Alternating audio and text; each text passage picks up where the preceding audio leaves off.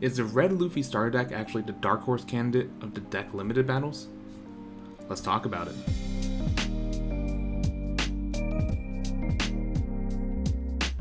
What's up, captains? Welcome back to the Other Decks. My name is Casual Dobo, and today we're going to be going over my deck limited battles deck profile for the Red Luffy Starter Deck. For those of you who don't know, the deck limited battles are a series of events that are being held, official tournaments by Bandai. There's 3 in North America, but it gives us an opportunity to use the super pre-release starter decks that we got and actually make some slightly custom constructed decks out of them. So if you're one of the people that happen to get 2 copies of the same starter deck, you can actually, cram them together, make a legal 50 card deck, but essentially make your own ratios for all the good stuff that usually comes as a 2 of in the base box starter deck. And so today I'm going to do a deck profile on my take on the deck limited battle Luffy deck, what ratios I kind of bumped up, what things I knocked down, and why I did it. But before we get started, I do want to give a huge shout out to the subscribers who became members of this YouTube channel, thus becoming commanders for the Other Decks Grand Fleet. And those members are Ouijibug, David, Jack, Atlas, Solomon, and Austin. Thank you so much for joining the membership. Really appreciate it, and hope you're enjoying those emotes. And if you're watching this video, feel free to post some of those emotes in the comments of this YouTube video, because I just found out you can do that. And for those of you curious, the membership is very much like a Twitch sub, but in this case, we're only charging $2.99, aka $3. It is $3 a month, but it's cheaper than a Twitch sub. So if you want to support the channel that way, feel free to hit the join button and see what we have to offer. But if you're unable to join the membership, some other free ways that you can help support this channel, hitting the like button and subscribing to the channel. Right now we're covering a lot of the One Piece TCG, specifically the deck limited battles, but after we cover those decks, I'm actually going to start looking at OP01 Romance Dawn, the first official full set for the One Piece card game. So if you're excited for that type of content as well, let me know in the comments. But that's enough for the intro. Let's go ahead and jump right into the deck profile. Alright, so here we are at the deck profile, and before we begin, I want to just talk about the Red Luffy Starter Deck in general.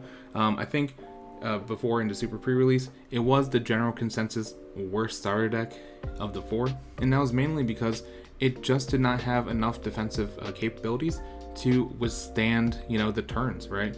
Either you won fast or you lost medium speed. And so when I was initially looking to, make this deck, I was trying to, find ways to add some more counters and, just add a little bit more defensiveness. And what I came up with was it's impossible. I think to make the counter number a reasonable amount just sacrifices too much of the offensive firepower it has. So instead of, trying to fix the problems, I leaned in. I did increase the ratio of what I think is the most important card in this deck, the Rush Luffy. I also included some promo cards, and I actually took out a card that might surprise a couple of people who aren't too familiar with, the One Piece card game. So let's go ahead and talk about that right now. So starting off with our leader card, we have Monkey D. Luffy, 5 life, 5k power, monocolor red. So typical monocolor leader card, but his ability, activate main once per turn, give this leader or one of your characters 1 rested Dawn card. So as I mentioned in my analysis of the Red Starter Deck, this really leans into this idea of Dawn manipulation, allowing you to, use your Dawn, play it, but then also put it onto one of your own characters to give it that power boost. Of the 4 leaders that are available in the starter decks, this is the ability that you probably see used most often on a turn per turn basis. Next up, we do have 4 copies of Tony Chopper. So this is our 1 cost 1k blocker, essentially our chump blocker, mostly to get in the way of, some nasty hits from leader kid or even promo kid. But blockers are huge in this meta, and unfortunately, this is like the only blocker that Red has currently, so 4 copies is a must. Next up, I do have 4 copies of Nami. So 1 cost to play, 1000 power, does have counter potential, plus 1000, which is nice. And Nami's ability is exactly the same as our leader Luffy's ability. So activate main once per turn, give your leader or one of your characters 1 rested Dawn. The normal convention is that you'll try and mulligan for Nami, that way you can have some sort of early Dawn manipulation that allows you to swing for a little bit bigger. But overall, Nami is a very fantastic card, very solid, and with counter potential, instant 4 of. Next up, and this might surprise you, but I do have 4 copies of Karoo. So this is 1 cost to play, 3000 power, counter plus 1k. Now, did I put Karoo in here just for the duck meta? Maybe? No, but in reality, the thing is, we are lacking in counters here, and if we just rely on offensive firepower, that's going to spell bad news for us eventually. So Karoo is simply here just for the 1k counter. And that's right, this is a defensive duck. Next up, I do have 4 copies of Brook, so 2 costs to play, 3000 power, but this is our counter plus 2k. This is our 2k counter. And for the most part, we'll want to leave Brook in hand, but he does have a pretty awesome on-play ability. On play, give your leader or one of your characters 2 rested Dawn cards. And this synergizes very well with our next character card, Sanji. So we have 4 copies of Sanji, 2 costs to play, 4000 power, no counters, but Dawn times 2, this character gains Rush.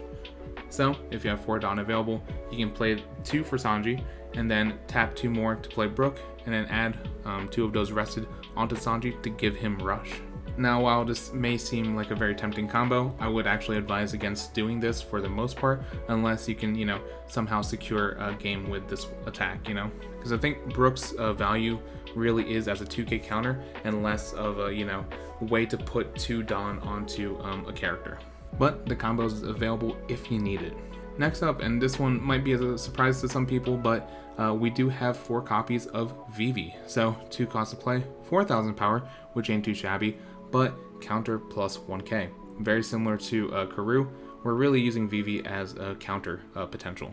I think she is slightly more playable than most other 4k attackers in the game, just because of Leader Luffy's ability, Nami's ability. We can pretty easily give her 1 Dawn to make her 5k. But for the most part, this is a defensive play as well. Now, what's not a defensive play is 4 copies of Nico Robin. So 3 costs to play, 5k power, so natural attacker, and counter plus 1k. Sure, she's a vanilla, but she's a really good vanilla, and I think that, the natural attackers are going to play a huge part of the deck limited battles, and pretty much all of the starter deck meta. So I really like Robin at 4. Next up, I have 2 copies of Zoro. So 3 costs to play, 5000 power, no counter potential, but Dawn times 1, this character gains plus 1000 power. Please note, it does not say for the turn. So if you're able to swing with Zoro, have the 1 Dawn onto it, that is a 7k attacker, and on your opponent's turn, it is a 6k target. So Zoro is very solid, but originally I did take him out of the deck just because he didn't have counter potential. And put something else in that, maybe you've already noticed is missing. I'll talk about that later. Well, actually, I'll talk about that now.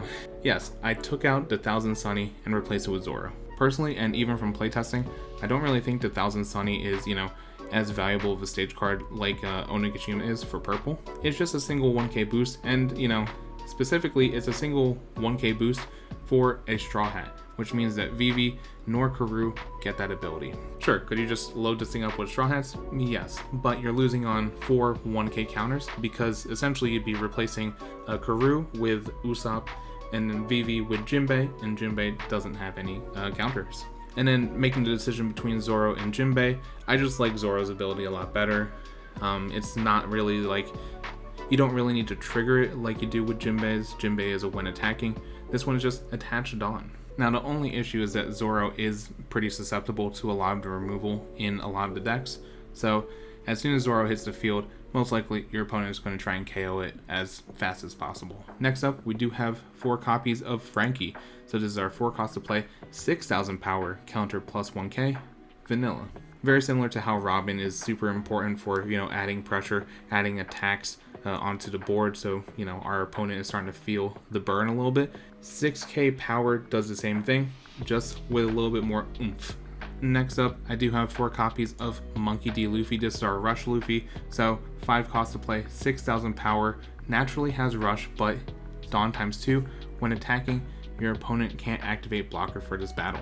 So I have seen a lot of people utilize this as sort of the swing for the game play, where they'll play it and then, your opponent has 0 life, you swing, you win.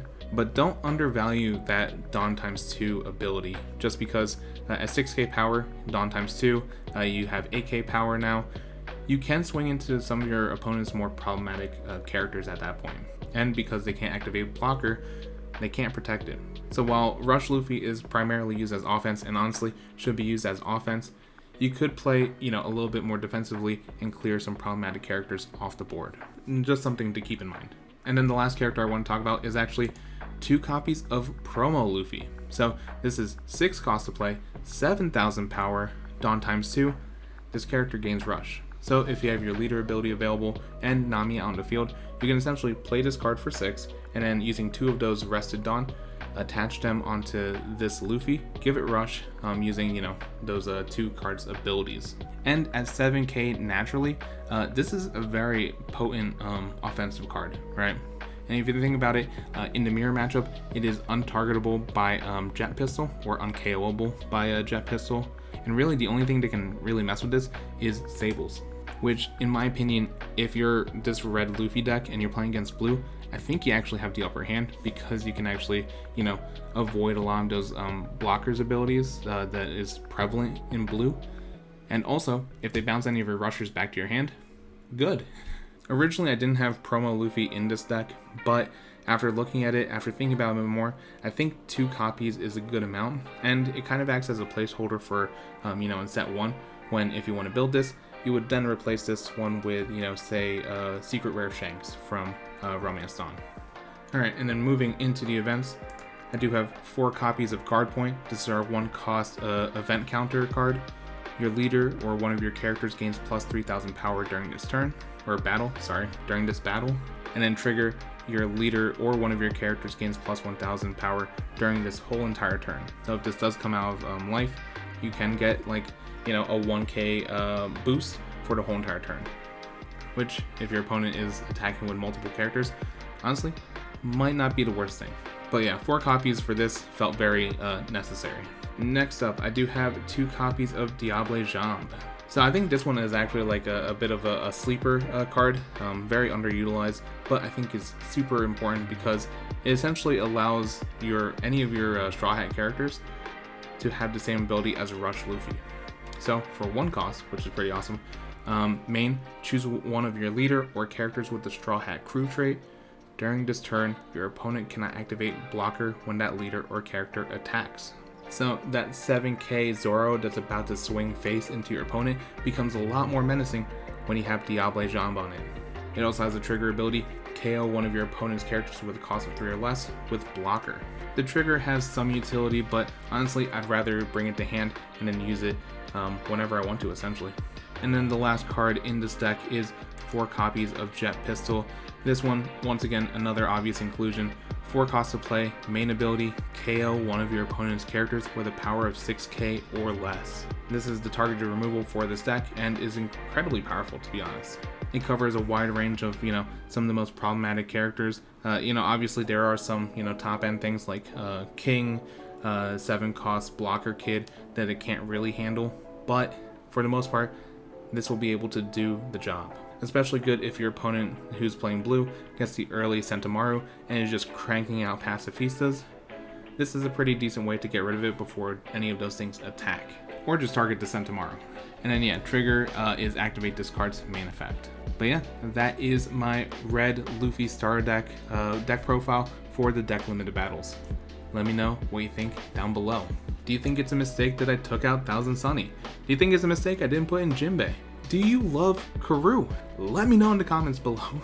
Can we get some Karoo in chat? But no, I think honestly this is a dark horse candidate for winning the whole entire deck limited battle, just because I do think it has a pretty solid matchup against the blue starter deck, because with all the rush cards it kind of nullifies a little bit of those bounce abilities. But really I think it'll come down to essentially what you're able to draw into in hand, because as you know with the red starter deck, there's actually no draw in here. One alternative that you might want to try and fit in if you think it's necessary is actually I Smell Adventure, which essentially allows you to refresh your hand and try and find some, usable pieces. Maybe take out that Zoro and Tekken, 2 of those I Smell Adventure. Maybe you get crazy, you take out a Diable Jambe, you have 1 of it. I don't know. I don't necessarily know where you would fit it, but it's something to keep in mind. And listen, if you replace, 2 Karoos for 2 I Smell Adventures, I understand. I'll forgive you. But if you want to see this deck list, as well as others in action, be sure to check out this video over here. But thank you for watching. Really appreciate it. And captains, remember, build what you like, play what you love. And I'll catch you in the next video.